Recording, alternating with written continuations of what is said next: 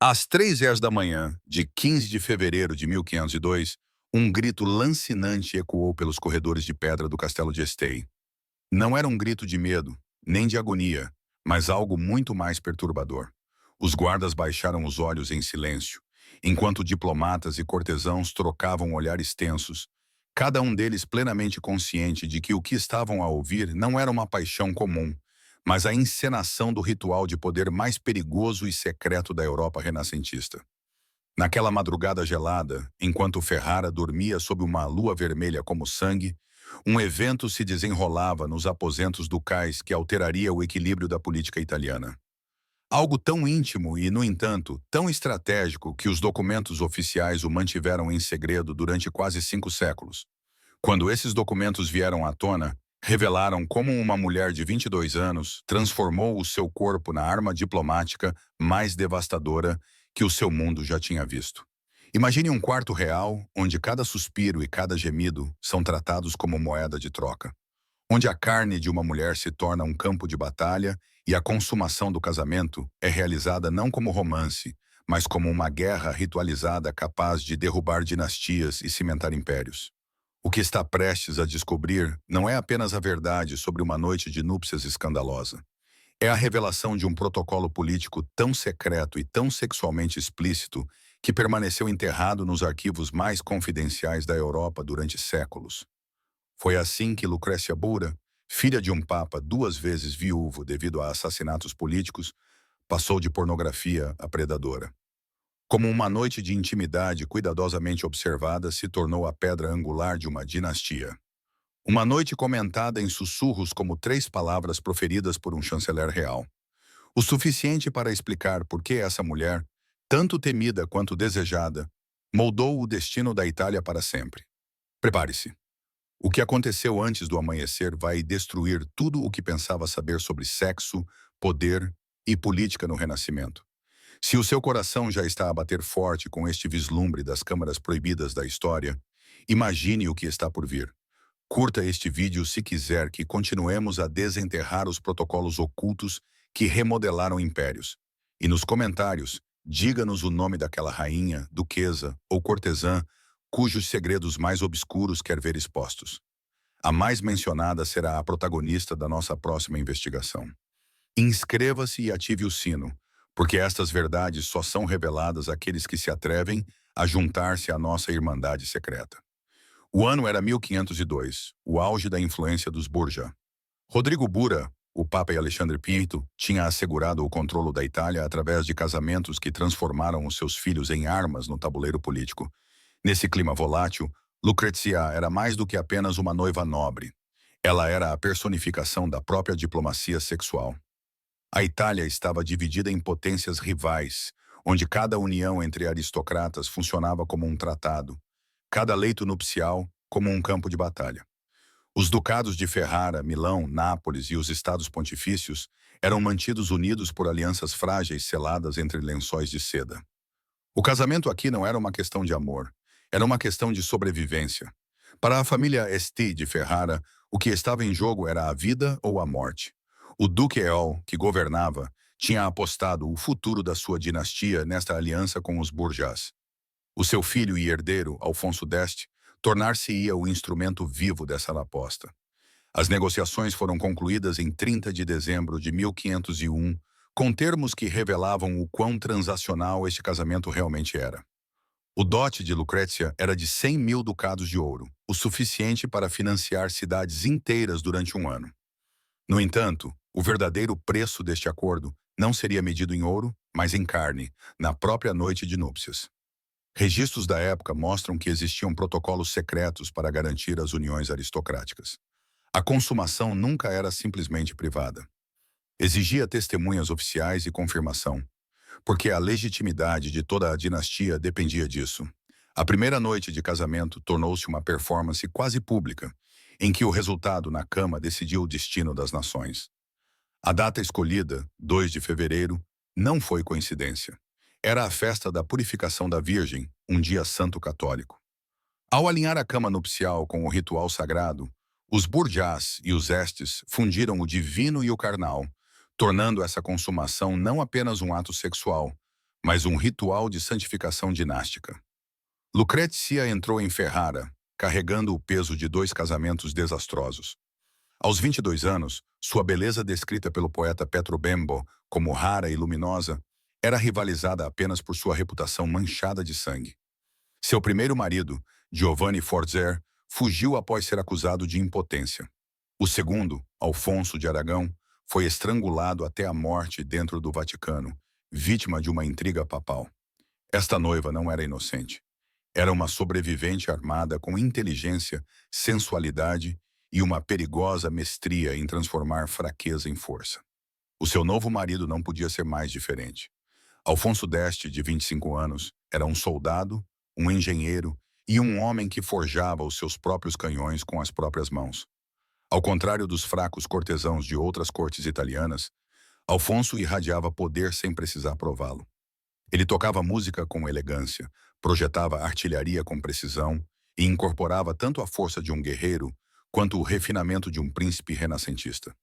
O choque entre essas duas figuras, Lucrécia, armada com a sedução, e Alfonso, incorporando o poder bruto e pragmático, preparou o terreno para uma das uniões mais explosivas da época. O encontro inesperado em Bentevoglio, a 3 de janeiro, já tinha mudado tudo. Nesse encontro privado, Lucrécia e Alfonso descobriram uma faísca de atração real, algo que ninguém tinha planeado e que complicaria os cálculos frios da estratégia política. O que deveria ser uma performance ritualizada estava agora repleto de paixão autêntica, dando à noite que se aproximava uma intensidade que nem a igreja nem o Estado podiam controlar totalmente. Em 1 de fevereiro, Ferrara tornou-se um teatro. A procissão triunfal que levou Lucrécia à cidade foi encenada como uma abertura para a verdadeira performance que se seguiria a portas fechadas. Os cidadãos aplaudiram quando ela passou, envolta num vestido francês forrado a seda, com um colar de diamantes e rubis a refletir a luz do inverno. Mas enquanto o povo aplaudia, outra performance já estava a ser preparada em segredo. Nos corredores do palácio, espiões e escribas posicionaram-se para registrar os mínimos detalhes do que estava prestes a acontecer. Entre eles estava o próprio chanceler de Isabela d'Este, colocado ali pela própria duquesa, uma rival determinada a transformar o mais íntimo dos cavaleiros em inteligência política. Não foi coincidência. Foi espionagem, um ato deliberado para reunir provas que mais tarde poderiam ser usadas como arma no mundo cruel da política italiana. A data em si acrescentava outra camada de simbolismo. Em 11 de fevereiro, a festa da purificação da Virgem Maria trazia consigo um paradoxo: santidade e sexualidade fundidas. O sagrado colidindo com o profano. Nada neste momento era acidental. Cada gesto, cada ritual tinha sido planeado para transformar a consumação num sacramento dinástico, unindo não só 2 corpos, mas 2 grandes casas. Dentro dos aposentos reais, o palco estava montado. Cortinas de veludo carmesim envolviam a cama como cortinas de teatro. Candelabros de prata cintilavam contra tapeçarias flamengas, retratando guerras e alianças. Uma lembrança do que realmente estava em jogo. Aqui, numa sala transformada em santuário e palco, a performance política mais importante da década estava prestes a ser encenada. Quando Alfonso entrou, tanto ele como Lucrécia sabiam os seus papéis. O encontro deles em Benavoglio já havia despertado algo genuíno entre eles, mas agora essa faísca tinha de ser aproveitada e exibida como prova. O que se desenrolaria não era apenas um ato privado. Era um ritual enraizado em séculos de costumes aristocráticos. Para os casamentos nobres na Europa, a consumação era mais do que intimidade.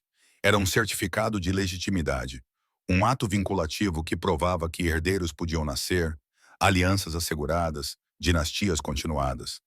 Mas na Itália renascentista, a refutação exigia testemunhas, silenciosas, ocultas, mas presentes mesmo assim. A Cama Real tornou-se um tribunal. O ato de amor, um veredito que decidiria o futuro das nações. Lucrécia, endurecida por 2 casamentos desastrosos, compreendia isso melhor do que ninguém.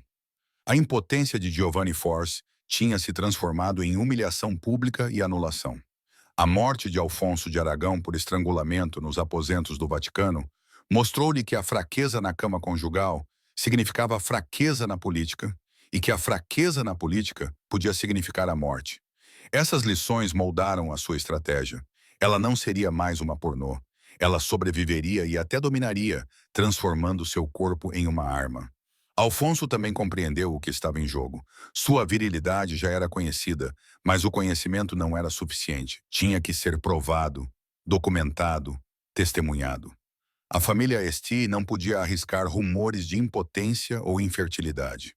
Para garantir a legitimidade, o ritual exigia mais de uma consumação.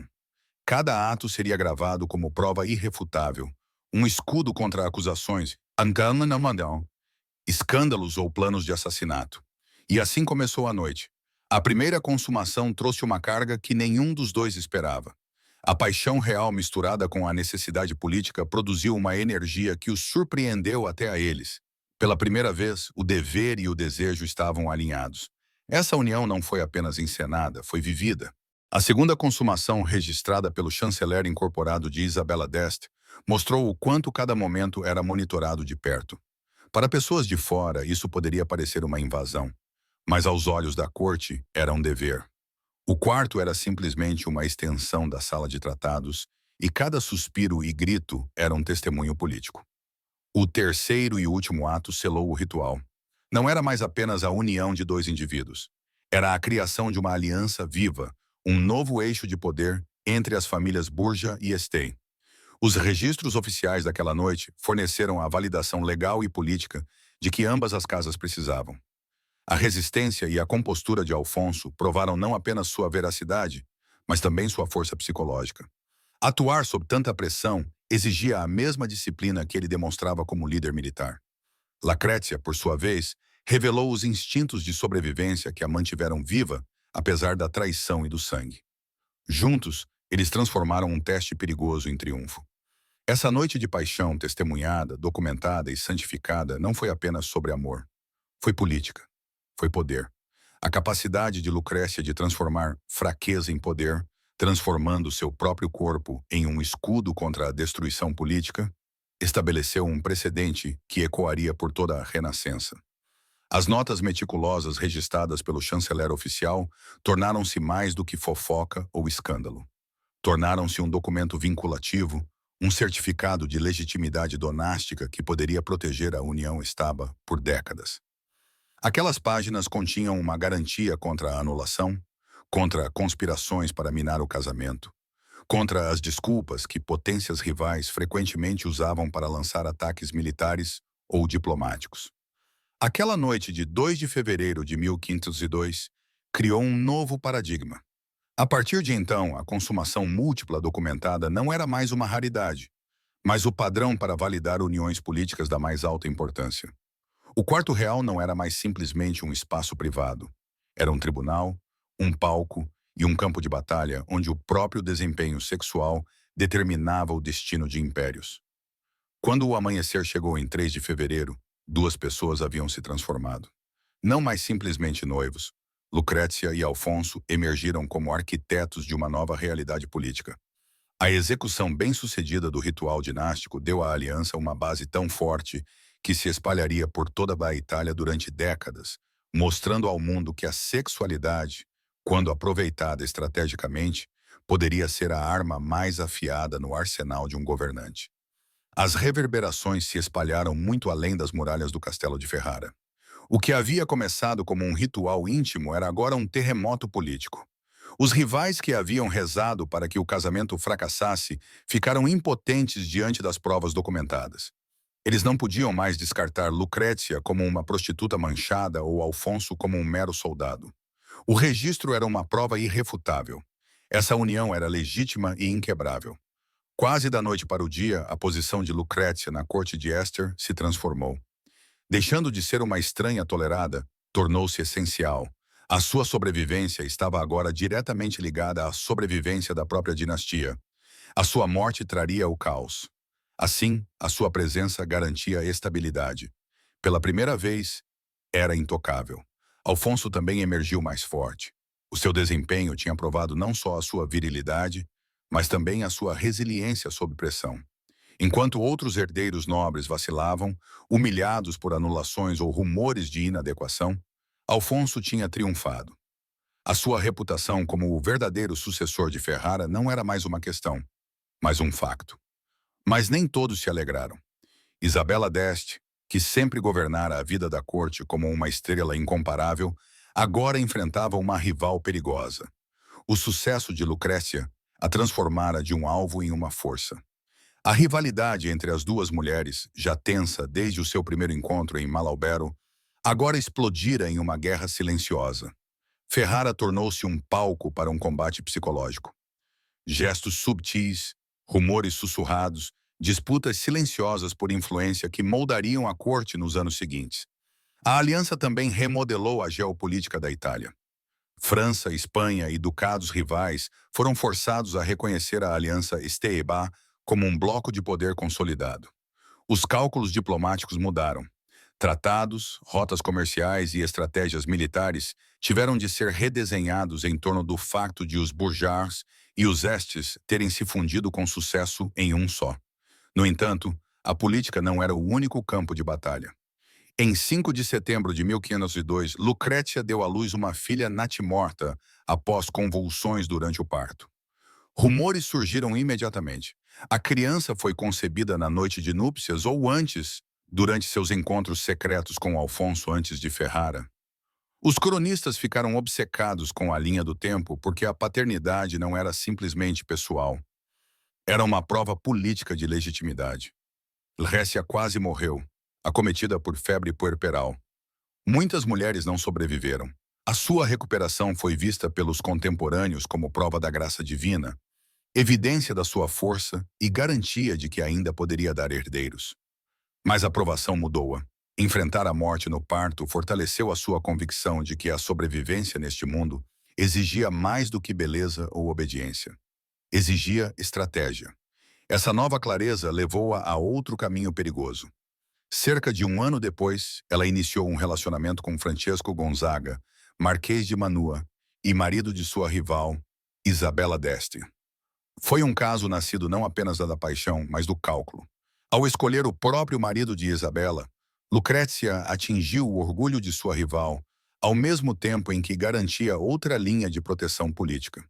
O relacionamento foi cuidadosamente escondido, mas seu impacto foi tremendo. Cartas entre Lucrécia e Francesco, descobertas séculos mais tarde, revelam tanto emoção autêntica quanto astúcia política. Ela não estava apenas a manipulá-lo. Ela encontrou em Francesco uma conexão genuína, mas que também servia como seguro contra seus inimigos. Sua capacidade de equilibrar esse caso enquanto preservava seu casamento com Alfonso mostrou a maestria que ela havia desenvolvido na diplomacia sexual. Ela já não era simplesmente uma sobrevivente. Era uma estratega, tecendo teias de intimidade e lealdade que a protegiam contra qualquer ameaça. Para Isabela, o caso foi devastador. Perder influência na corte era uma coisa, mas perder a atenção do marido para Lucrécia era um ataque tanto pessoal quanto político. A rivalidade que se seguiu assombraria a corte de Ferrara por décadas. Para Isabela d'Este, a revelação de que o seu marido tinha caído nos braços da sua rival mais feroz era mais do que uma humilhação. Era uma catástrofe política. Os rumores da corte transformaram-se em punhais. A própria mulher que ela procurava diminuir tinha retaliado com uma arma. A própria Isabela tinha dominado a influência através do desejo. Lucrécia não só se vingou, como redefiniu o jogo, mostrando que a intimidade podia ser usada como arma tão eficazmente quanto os exércitos. O seu caso com Francesco Gonzaga, que durou anos, tornou-se um novo modelo de diplomacia sexual renascentista. Não eram romances passageiros, eram extensões táticas da política. Os casos aristocráticos tornaram-se redes de segurança, diversificando a rede de proteção de cada um, assim como os reinos diversificavam as suas alianças. Outras casas nobres logo seguiram o exemplo, tecendo as suas próprias teias de amantes e confidentes como escudos contra a traição e o exílio. Enquanto isso, a legítima herdeira Lucrécia Borgia Alonso consolidou a sua posição de forma incontestável. Cada nascimento era a prova viva de que o protocolo de legitimação da sua noite de núpcias tinha sido bem-sucedido. A cada filho, ela deixava de ser simplesmente tolerada. Ela era indispensável. A sobrevivência da dinastia Este estava diretamente ligada ao seu corpo, à sua resiliência e à sua capacidade de garantir a continuidade. A sua evolução foi extraordinária. Outrora uma pornografia presa na mecânica brutal do casamento dinástico, Lucrécia transformou-se numa arquiteta do seu próprio destino. Ela transformou as vulnerabilidades do seu gênero em ferramentas de poder, mostrando que a estratégia podia coexistir com a sobrevivência. Onde outros foram quebrados pelas circunstâncias, ela dominou-as. A noite de núpcias de 2 de fevereiro e os arquivos que ela deixou para trás continuam a ser uma das janelas mais detalhadas sobre como a diplomacia matrimonial renascentista realmente funcionava. Retire os vestidos de conto de fadas e os votos poéticos, e o que resta é puro cálculo. Uniões forjadas não por amor, mas por poder. Consumações encenadas e documentadas para evitar a anulação. Protocolos sexuais concebidos para ancorar alianças em algo irrefutável. O modelo pioneiro dos Burjars e do SDS espalhou-se. Documentação mais consumação tornou-se a fórmula para alianças inabaláveis.